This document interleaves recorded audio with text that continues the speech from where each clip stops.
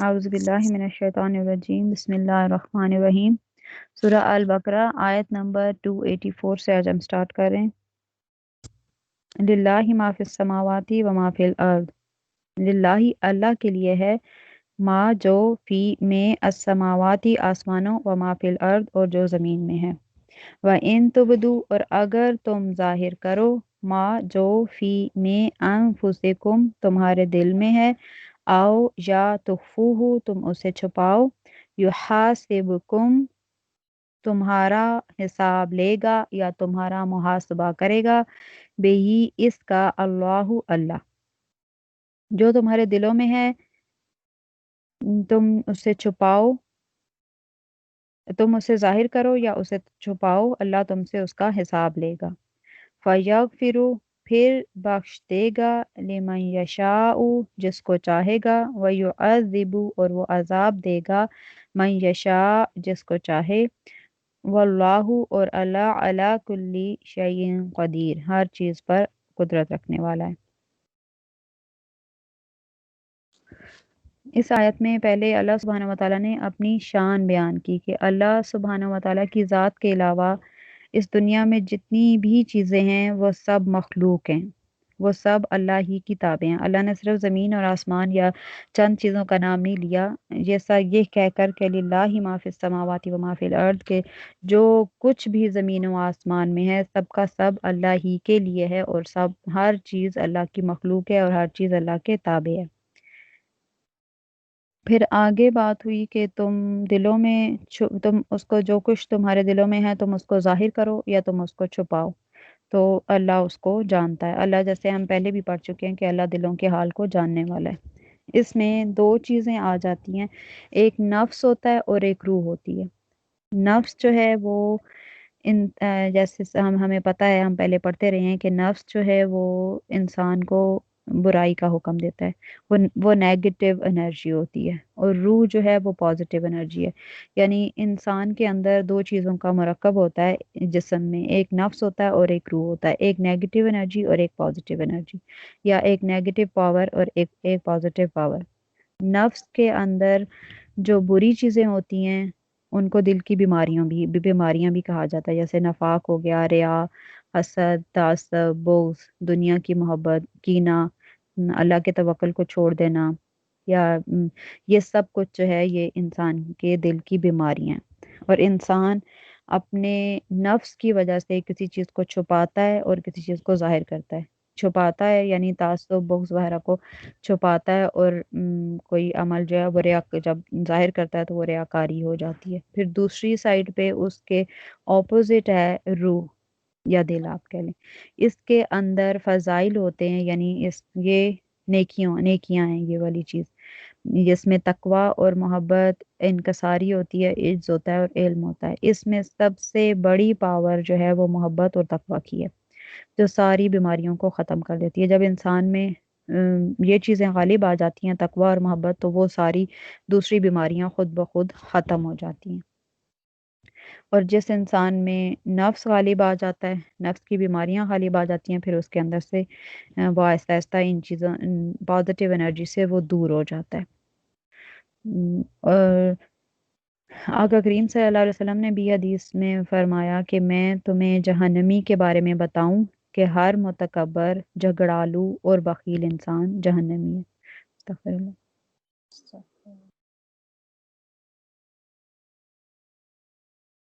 پھر اس کے بعد اللہ سبحانہ وتعالیٰ فرما رہے ہیں کہ میں جسے چاہوں گا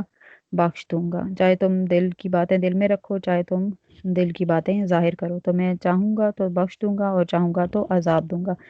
جب یہ آیت کریمہ نازل ہوئی تو حضرت ابو ہریرہ سے روایت کرتے ہیں، وہ فرماتے ہیں کہ جب یہ آیت کریمہ نازل ہوئی تو نبی کریم صلی اللہ علیہ وسلم کے صحابہ جو تھے ان کو سخت پریشانی ہوئی، اور وہ آقا کریم صلی اللہ علیہ وسلم کی بارگاہ میں حاضر ہوئے اور گھٹنوں کے بال بیٹھ گئے اور عرض کی کہ یا رسول اللہ، پہلے ہمیں ایسے کام کا حکم دیا گیا یا ہم پر پہلے ایسے کام کہے گئے جو مطلب جو مکلف بنایا گیا جن کی ہم طاقت رکھتے تھے، مثلا نماز، روزہ، حج وغیرہ، یہ ایسے اعمال ہیں کہ جن کی ہم طاقت رکھتے تھے، اور اب آپ پر جو آیت نازل کی گئی ہے اس پر عمل کرنے کی ہم طاقت نہیں رکھتے، کیونکہ اس آیت میں یہ مذکور ہے کہ تمہارے دلوں کی چھپی ہوئی باتوں کا بھی حساب لیا جائے گا، اور دل میں غیر اختیاری طور پر بہت سی باتوں کا خیال آتا ہے جو اچھی بھی ہوتی ہے اور بری بھی ہوتی ہے، اور دل میں آنے والی باتوں کو دور کرنے پر انسان قادر نہیں ہے۔ تو جب صحابہ کرام کو پریشانی ہوئی یا ان پر یہ آیت بہت شاق گزری تو انہوں نے آقا کریم صلی اللہ علیہ وسلم کی بارگاہ میں عرض کیا کہ پہلے جو ہمیں حکم دیے گئے ان کی ہم طاقت رکھتے تھے، لیکن ابھی جو حکم دیا گیا ہے اس کی ہم طاقت نہیں رکھتے۔ تو آقا کریم صلی اللہ علیہ وآلہ وسلم نے فرمایا کہ کیا تم یہ چاہتے ہو کہ تم اس طرح کا ہو جس طرح تم سے پہلے کتاب والوں یعنی جو یہود و نصارہ تھے انہوں نے کہا تھا کہ ہم نے سنا اور ہم نے نافرمانی کی؟ کیا تم ایسا کہنا چاہتے ہو؟ بلکہ پھر آقا کریم صلی اللہ علیہ وسلم نے فرمایا کہ بلکہ تم ایسے کہو کہ ہم نے سنا اور ہم نے اطاعت کی، جیسے سمعنا و اطعنا ہے، ٹھیک ہے؟ تو اس پر پھر انہوں نے صحابہ کرام نے ایسے ہی کہا کہ ہم نے سنا اور ہم نے اطاعت کی، اے ہمارے رب ہم تیری بخشش کے طالب ہیں، اے ہمارے رب ہمیں تیری ہی طرف لوٹنا ہے۔ جب مسلمانوں نے اس طرح پڑھا اور ان کی گردنیں جھک گئیں تو اللہ عز و جل نے اس کے بعد آگے والی آیات نازل فرما دی جو آگے آ رہی ہے کہ مان لیا رسول نے، یعنی ہمارے رسول اس کلام پر ایمان لائے جو ان کی طرف ان کے رب کی طرف سے نازل ہوا، اور مومن بھی ایمان لائے اللہ پر، اس کے فرشتوں پر، اس کی کتابوں پر اور اس کے رسولوں پر۔ سب یہ کہتے ہوئے ایمان لائے کہ ہم ایمان لانے میں ان رسولوں میں سے کسی کے درمیان فرق نہیں کرتے، اور انہوں نے کہا ہم نے سنا اور ہم نے اطاعت کی۔ پھر آگے انہوں نے کہا کہ اے ہمارے رب ہم تیری بخشش کے طالب ہیں اور ہمیں تیری طرف لوٹنا ہے۔ اچھا، یہ جو آیات ہے نا، آخری آیات، یہ صحابہ کرام، آقا کریم صلی اللہ علیہ وسلم اور اللہ کی کانورسیشن ہے۔ مطلب صحابہ ایک بات کہتے تھے تو اللہ اس پہ کہتا تھا کہ ٹھیک ہے میں نے ایسے ہی کر دیا۔ اب اس کو ذرا غور سے سنیے گا۔ جب انہوں نے یہ کہا کہ ہم ان رسولوں میں سے کسی کے درمیان فرق نہیں کرتے، اور انہوں نے کہا کہ ہم نے سنا اور ہم نے اطاعت کی، اے ہمارے رب ہم تیری بخشش کے طالب ہیں اور ہمیں تیری طرف لوٹنا ہے، جب مسلمانوں نے یہ کہا تو اللہ تعالیٰ نے اس پہلے حکم کو منسوخ کر دیا اور یہ آیت نازل فرمائی۔ اللہ کسی شخص کو آگے والی یہ لا یکلف اللہ والی، ٹھیک ہے، لا یکلف اللہ والی آیت اس کی ٹرانسلیشن میں پڑھ دیتی ہوں کہ اللہ کسی شخص کو اس کی طاقت سے زیادہ کا مکلف نہیں کرتا، جو اس شخص نے نیک کام کیے ہیں اس کا نفع بھی اس کے لیے ہے، اور جو اس نے برے کام کیے ہیں اس کا نقصان بھی اس کے لیے ہے۔ پھر کہ اے ہمارے رب اگر ہم بھول جائیں یا ہم سے غلطی ہو جائے، جیسے آگے آ رہا ہے ربنا لا تؤاخذنا، ٹھیک ہے، اس کی ٹرانسلیشن پڑھ رہی ہوں کہ اے ہمارے رب اگر ہم بھول جائیں یا ہم سے غلطی ہو جائے تو ہماری گرفت نہ کرنا۔ جب صحابہ نے یہاں تک کہا تو اللہ نے فرمایا کہ ہاں ٹھیک ہے۔ حضرت ابن عباس کی آگے روایت میں مزید اضافہ ہے، انہوں نے کہا کہ اللہ نے فرمایا میں نے ایسا کر دیا۔ پھر کہا کہ اے ہمارے رب ہم پر ایسا بھاری بوجھ نہ ڈالنا جیسا تو نے ہم سے پہلے لوگوں پر ڈالا۔ تو اللہ نے فرمایا ہاں۔ سفیرہ باجی کوئی مائک آن ہے، پلیز بند کر دیں۔ حضرت ابن عباس کی روایت میں ہی ہے، فرمایا میں نے کر دیا۔ پھر کہا کہ اے ہمارے رب ہم پر ان احکام کا بوجھ نہ ڈالنا جن کی ہمیں طاقت نہیں۔ یہ میں ان اگلی آیات کی ٹرانسلیشن پڑھ رہی ہوں، ٹھیک ہے، کہ ہم پر ان احکام کی کا بوجھ نہ ڈالنا جن کی ہمیں طاقت نہ ہو۔ تو اللہ نے فرمایا کہ ہاں ٹھیک ہے میں نے ایسا ہی کر دیا، اور ہمیں پھر انہوں نے کہا صحابہ نے کہ ہمیں معاف فرما اور ہمیں بخش دے اور ہم پر رحم فرما، تو ہمارا مالک ہے، تو کافروں کے خلاف ہماری مدد فرما۔ تو فرمایا گیا کہ ہاں، کیا فرمایا میں نے کر دیا، ٹھیک ہے۔ یہ صحیح مسلم میں یہ حدیث ہے، یہ روایت ہے۔ تو یہ ساری آیات پھر صحابہ کرام کے جیسے جیسے وہ بولتے گئے ویسے ویسے یہ آیات نازل ہوتی گئی۔ پہلی آیت جو ہے وہ اللہ نے نازل کی تھی، وہ پہلی آیت اللہ سبحانہ و تعالیٰ تمام انبیاء پر نازل کرتے تھے، جتنے نبی بھی تشریف لائے، جتنے رسول بھی تشریف لائے، ان سب پر یہ والی آیت نازل کی گئی تھی کہ تم جو کچھ تمہارے دلوں میں ہے تم اسے چھپاؤ یا اسے ظاہر کرو تو اللہ تم سے اس کا حساب لے گا۔ تو پہلی امتیں جو ہیں وہ نافرمانی کرتی تھیں اور کہتی تھیں کہ ہم نے سنا اور ہم نے نافرمانی کی، تو اس وجہ سے اللہ نے ان کو مطلب وہ بھٹک گئے۔ لیکن جب آقا کریم صلی اللہ علیہ وسلم پر یہ آیت نازل ہوئی تو مسلمانوں پر بھی یہ آیت بہت شاق گزری، بڑی مشکل ہوئی، انہیں بھی بہت بڑی مطلب پریشانی ہوئی۔ تو انہوں نے، جب صحابہ نے عرض کیا کہ یا رسول اللہ ہم سے ہمارے خیالات پر مواخذہ ہوگا جبکہ ہمارے اعضاء سے عمل سرزد نہ ہوا ہوگا، یعنی ہم پر ہمارے خیالات، ہم صرف سوچیں گے تو اس پر بھی ہمیں ہمارا مواخذہ ہوگا، ہمیں سزا جزا ملے گی، جبکہ ہم نے وہ عمل کیا نہیں ہوگا۔ تو اس پر رسول اللہ صلی اللہ علیہ وسلم نے فرمایا کہ ہاں تم سنو، اطاعت کرو اور اپنے رب سے طلب کرو۔ تو انہوں نے ظاہرہ ایسے ہی کیا، انہوں نے کہا کہ ہم نے سنا، ہم نے اطاعت کی اور پھر دعا کی۔ تو جیسے جیسے دعا ہوتی گئی ویسے ویسے پھر اللہ سبحانہ و تعالیٰ ان آیات کو نازل فرماتے گئے اور فرماتے گئے کہ میں نے ایسے بھی کر دیا، میں نے ایسے بھی تمہارے لیے آسانی فرما دی۔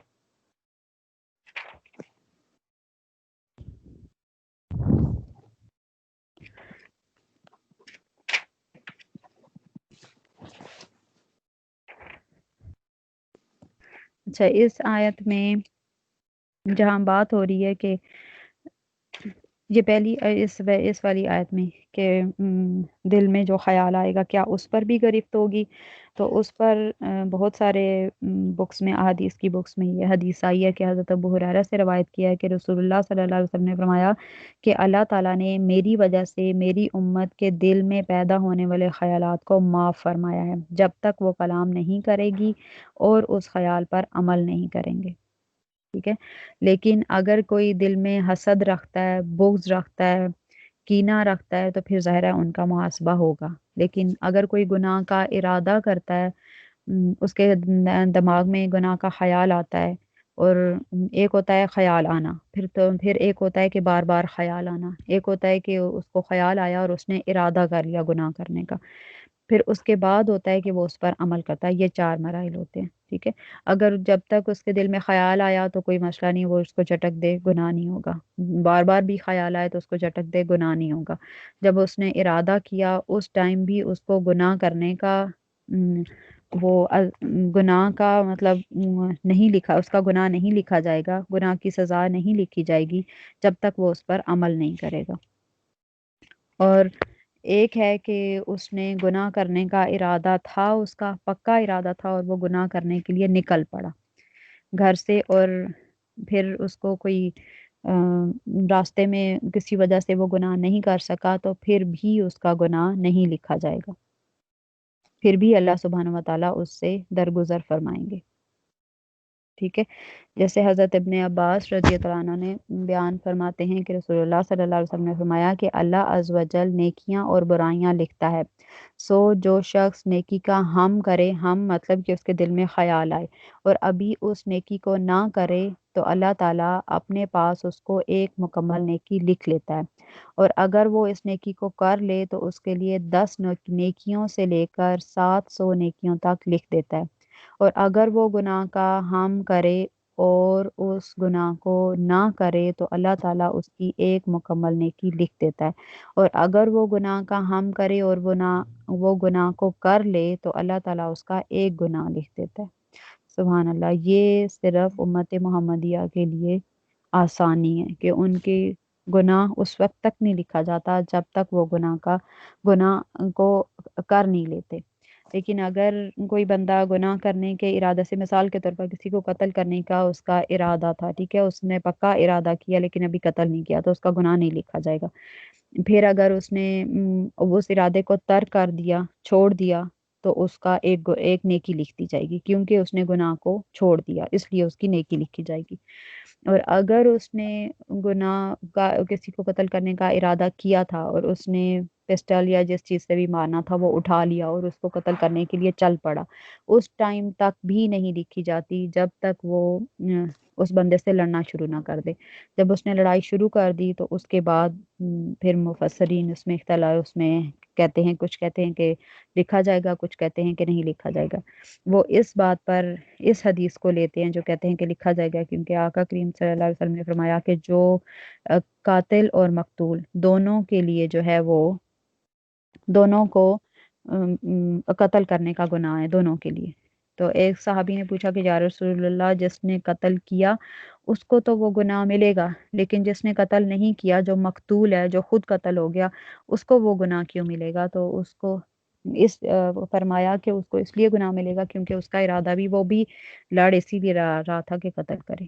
تو جب آپ اس حد تک پہنچ جائیں تو پھر ظاہر ہے آپ کو اس کا گناہ ملے گا، لیکن اس سے پہلے پہلے نہیں. اگر آپ گناہ کا ارادہ کر کے اس کو ترک کر دیتے ہیں، چھوڑ دیتے ہیں، تو پھر بھی آپ کی ایک نیکی لکھی جائے گی گناہ کو چھوڑنے کی، گناہ کو ترک کرنے کی.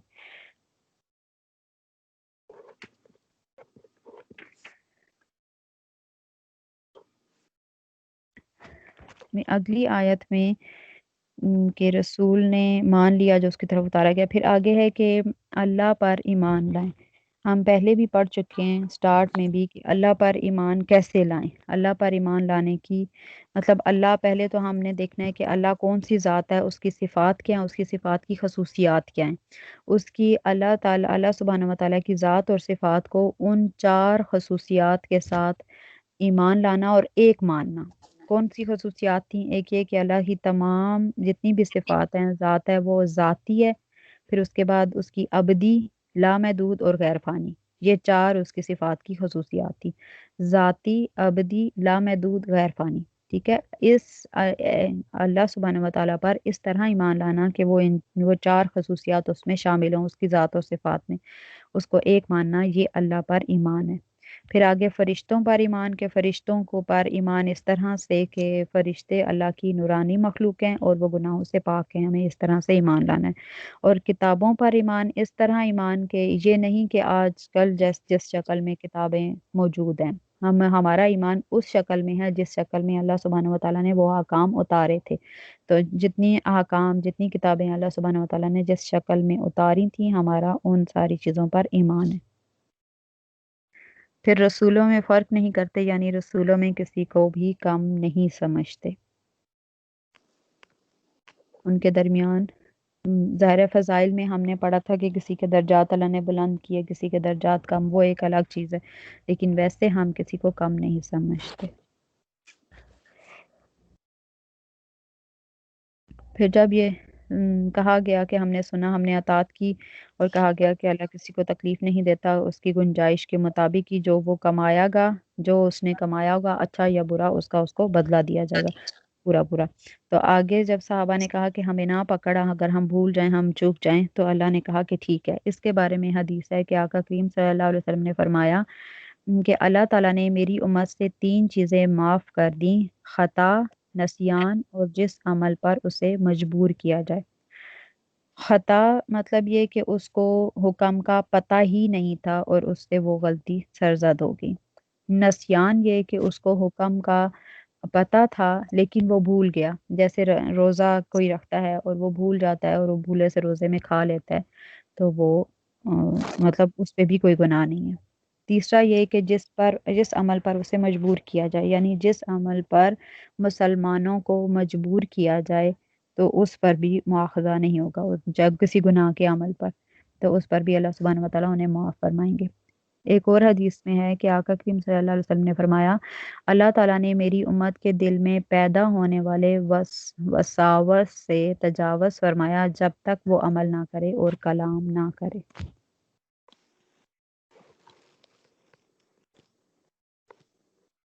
پھر آگے ہے کہ ہم پر بوجھ نہ ڈال جیسے تو نے ڈالا ہم سے پہلے لوگوں پر. اس سے مراد مفسرین لکھتے ہیں کہ بوجھ ڈالنے سے مراد کہ ہم جو جیسے پہلی امتوں پر ان کو، جیسے ہم نے پڑھا تھا بنی اسرائیل میں کہ ان کو قتل کرنے، مطلب انہوں نے جب گناہ کیا تھا، جب انہوں نے حضرت موسیٰ علیہ السلام کو ماننے سے انکار کی تورات کو، آیات جو ان پر نازل ہوئی تھی ان کو ماننے سے انکار کیا تھا، تو اللہ سبحانہ و تعالیٰ نے فرمایا کہ تمہارے گناہ کی معافی یہ ہے کہ تم آپس میں ایک دوسرے کی گردنیں اڑاؤ. ٹھیک ہے. اسی طرح جب انہیں کوئی بھی ان پر کوئی بھی وہ گناہ کرتے تھے تو اس گناہ کا سخت قسم کا کفارہ ہوتا تھا. تو ہم پر اس طرح کے کفارے یا ہم پر اس طرح کے عذاب نہ ڈال، جیسے ان پر پہلے عذاب آتے تھے، ان کو بندر بنا دیا گیا، ان کو خنزیر بنا دیا گیا، ان کی شکلیں بگڑ گئیں، اس طرح کے عذاب ہم پر نہ ڈال. تو وہ بھی اللہ سبحانہ و تعالیٰ نے فرمایا کہ ٹھیک ہے، ہم اس امت پر نہیں آئیں گے. پھر آگے یہ دعا کی گئی کہ جس کی ہم طاقت نہیں رکھتے وہ بوجھ بھی ہم پر نہ ڈال. یعنی احکام میں جو جن چیزوں کی ہم میں طاقت نہیں ہے اتنے مشکل احکام ہم پر نہ ڈال۔ جیسے ہم نے پڑھا تھا کہ پہلے امتوں پر روزے جو تھے وہ اس میں سحری نہیں ہوتی تھی، اگر کوئی سو گیا افطاری بس ہوتی تھی، اگر افطاری میں بھی سو گیا تو اس کا اگلا روزہ سٹارٹ ہو گیا، وہ بس اب اسی طرح سے اس کا روزہ چلتا رہے گا، وہ کچھ کھا پی نہیں سکتا، نہ وہ عورتوں کے پاس جا سکتے ہیں، ان کے حکام سخت تھے۔ یا اسی طرح ہے کہ بنی اسرائیل میں اگر کسی عورت کا مطلب ان کے کپڑوں پر پیشاب لگ جاتا تھا تو وہ اس کو کینچی سے کاٹتے تھے، وہ اس کو دھو کر پاک نہیں کر سکتے تھے۔ یہ امت محمدیہ کے لیے آسانی ہے کہ ان کے لیے پاکی کا طریقہ آسان کر دیا گیا، کہ انہیں آسانی دے دی گئی۔ اس طرح کے بہت سے احکام ان میں مشکل تھے، ہم میں آسان ہے۔ جیسے میں نے پہلے بھی بتایا تھا کہ ان کی کتاب میں لکھا ہوا ہے کہ اگر کوئی عورت سر نہ ڈھانپے، سر ننگا رکھے تو اس کے سر کو مونڈ دیں۔ تو اس طرح کے احکام ان میں مشکل احکام تھے، اس لیے ہماری یہ دعا کی گئی کہ ہم پر بھی اس طرح کے سخت احکام نہ ڈالے جائیں، نہ ڈالنا اللہ۔ تو اللہ سبحانہ وتعالیٰ نے فرمایا کہ ٹھیک ہے، ہم تم پر اس طرح کے ابھی ہم پر بہت آسانی ہے، احکامات میں بہت آسانی ہے، اس طرح کے پہلی امتوں جیسے سخت احکام نہیں ہے۔ پھر آگے کہ اللہ ہمیں بخش دے، ہم پر رحم فرما۔ یہ دو آیات ہم پہلے بھی سٹارٹ میں پڑھ چکے تھے کہ یہ دو آیات وہ ہیں جو عرش کے خزانوں میں سے ہیں، عرش کے نیچے سے نازل ہوئی۔ جیسے حضرت ابو ذر رضی اللہ تعالیٰ عنہ سے روایت کیا ہے کہ رسول اللہ صلی اللہ علیہ وسلم نے فرمایا، اللہ تعالیٰ نے سورہ البقرہ کی ایسی دو آیات کے ساتھ ختم فرمایا جو اس نے مجھے اپنے اس خزانہ سے عطا فرمائی ہیں جو عرش کے نیچے ہے، بس تم ان دو آیات کو سیکھو اور اپنی عورتوں اور اپنے بیٹوں کو سکھاؤ، کیونکہ یہ دونوں نماز، قرآن اور دعا ہیں۔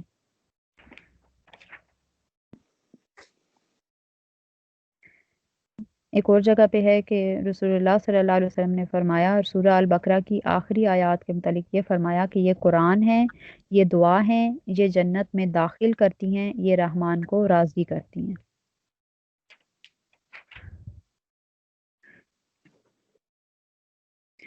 ایک اور حدیث میں ہے کہ دو آیتیں قرآن ہیں، شفا بخشنے والی ہیں، یہ ان آیات سے ہیں جن کو اللہ تعالیٰ محبوب رکھتا ہے۔ سورہ البقرہ کی وہ دو آخری آیات ہیں۔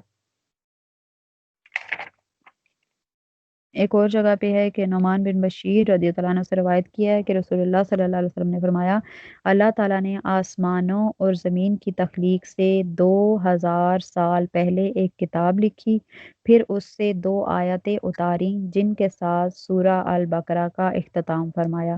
جس گھر میں 3 راتیں یہ دو آیات پڑھی جائیں اس گھر کے قریب شیطان نہیں جاتا۔ مولا کائنات سے روایت ہے کہ میں اس شخص کو عقل مند نہیں سمجھتا جو سورہ البقرہ کی آخری 3 آیات پڑھنے سے پہلے سو جائے، کیونکہ یہ عرش کے نیچے کے خزانے سے ہیں۔ اس طرح کی بہت ساری روایات ہیں، جیسے احادیث ہیں کہ جب حضرت ابن مسعود سے روایت کیا ہے، وہ فرماتے ہیں کہ جب رسول اللہ صلی اللہ علیہ وسلم کو معراج کی رات سیر کرائی گئی تو آپ کو سدرۃ المنتہا تک لے جایا گیا، پھر آپ کو 3 چیزیں عطا کی گئیں، 5 نمازیں عطا کی گئیں، سورہ البقرہ کی آخری آیات عطا کی گئیں، اور آپ کی امت میں سے ہر اس شخص کے بڑے بڑے گناہ جو دوزخ میں پھینک دینے والے ہیں معاف کر دیے گئے جو اللہ تعالیٰ کے ساتھ کسی کو شریک نہ ٹھہراتا ہو۔